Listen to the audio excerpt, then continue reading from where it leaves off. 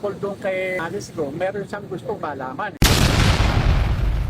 Kaya nga nagtataka ako doon sa nangyayari sapagkat ang gusto nitong si Secretary Boying Rimulya ma-deport itong si Alice Go. Mukha mayroong gustong pagtakpan.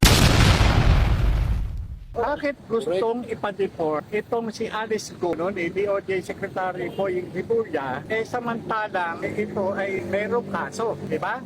Meron pa, bakit itong si Alice Go merong nag-file na kaso? Kasi, pagkakaalam ko bilang alagad ng batas, yung mga ganyang POGO operator, POGO personnel, para hindi ma-deport, pinakasuhan. Pati-deport doon sa bansa niya, siguro sa China. Kaya pinade-deport kasi ayaw mabulgar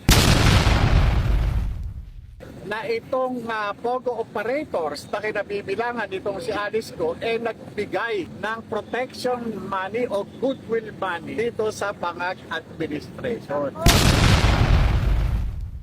Diba? Tingnan ninyo, kapag raw si Tevez ay pina-extradite papunta ng Pilipinas, sino ang susundo?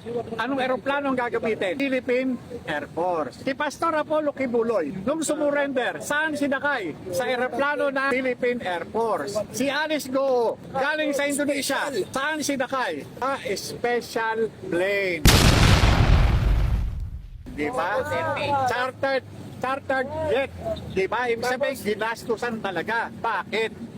Ibig sabihin, hindi yung picture hindi yung video. Ibig sabihin, kung ikaw, natatakot ako na ipulgar mo ko, ha? Pasusundo kita sa piling tao ko. Kanino pinasundo si Alice Go? Kay Secretary Abalos Okay. at saka kay Marbel. Si Abalos, alter ego ng presidente.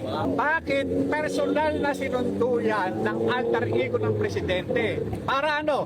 Para masusian. Para masusian. Kaya pala sabi niya, Diba? ikaw naman. Para masusian. Di ba nagsiyakap pa nila, sir, si Abalos? Hindi yung sa yakap. Hindi sa yakap. Hindi rin sa ano. Para masusian. Diba? Huwag ka na magsalita. Kami na bahala sa'yo. Wow, Diba? grabe. Yun, no?